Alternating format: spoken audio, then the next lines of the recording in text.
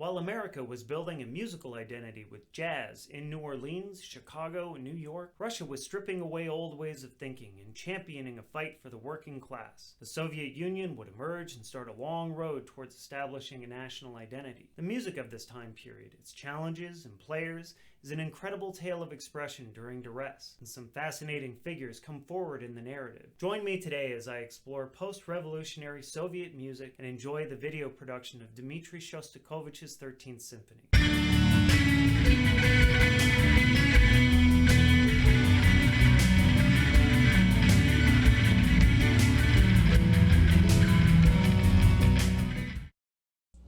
Thanks for watching at HughBase.com, where I write about history, music, and its intersections with our modern world. If you've been to the website, then you're familiar with my feature article section, where I take a deeper look at a specific facet of how music permeates the past. Last week's feature article touched on the myriad of attempts to curtail or censor music culture in the city of New Orleans. From Congo Square to the Red Light District, various forces of power had made their efforts in vain to silence expression.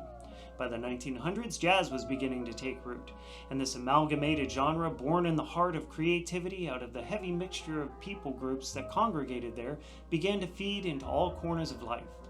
The advent of recorded sound was a fast partner to its spread, but across the globe a new type of experiment was brewing.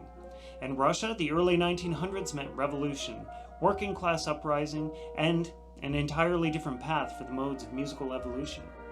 Marina, Frolova-Walker, and Jonathan Walker write in Music and Soviet Power that as the 1917 revolution began, the orchestra in Petrograd kept playing, even as the battleship Aurora fired shots to signal its beginning, while the musicians in Moscow endured bloody fighting on the streets while sheltered in a building damaged by shelling.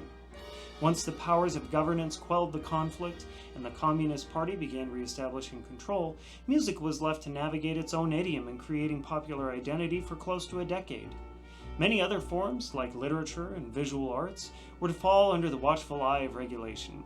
Music would eventually become part of the state control and integral to establishing national pride, but for a time the rules and guidance for sound and song were much an untethered sea of experimentation.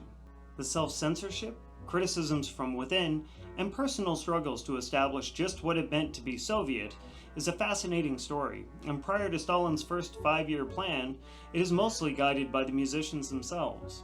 The authors of Music and Soviet Power contend that the situation in Petrograd stands for the continuity of culture through political upheaval. Indeed, the Marianski Opera continued in existence throughout the Soviet period and still actively performs to this day. The accounts in Moscow, however, speak mostly of the ruptures and signal only darkness ahead, exposing much of the turbulence composers endured through the post-revolutionary Russia. Through this story, many experiments are tried, and even the jazz of the New World reaches Soviet sensibilities, making initial impressions that were favorable to the proletariat. A complicated partnership between Soviet ideals and the rise of the working class and its sensitivities to the struggles of Black Americans made jazz music a natural friend to the ideals of communism. This love affair was short-lived, however, as the participants in jazz culture quickly became associated with the old bourgeoisie, as the glitz and glamour of jazz speakeasies were too reminiscent of the rich and powerful upper classes.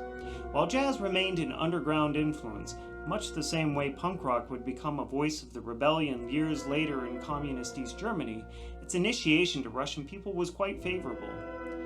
Many important and fascinating subjects evolved from the challenges to develop a cultural identity from the new communist system. The emerging Soviet music, in contrast to American popular music that often arose out of the oppression of lower classes, is typically built out of the government-forced ideals of nationality, classlessness, and conformity. Initially, the attempts to build these identities come from musicians' own self-imposed efforts, characterized by the alphabet soup of unions emerging, where various styles and composers banded together to help guide musical color of the new nation's ears.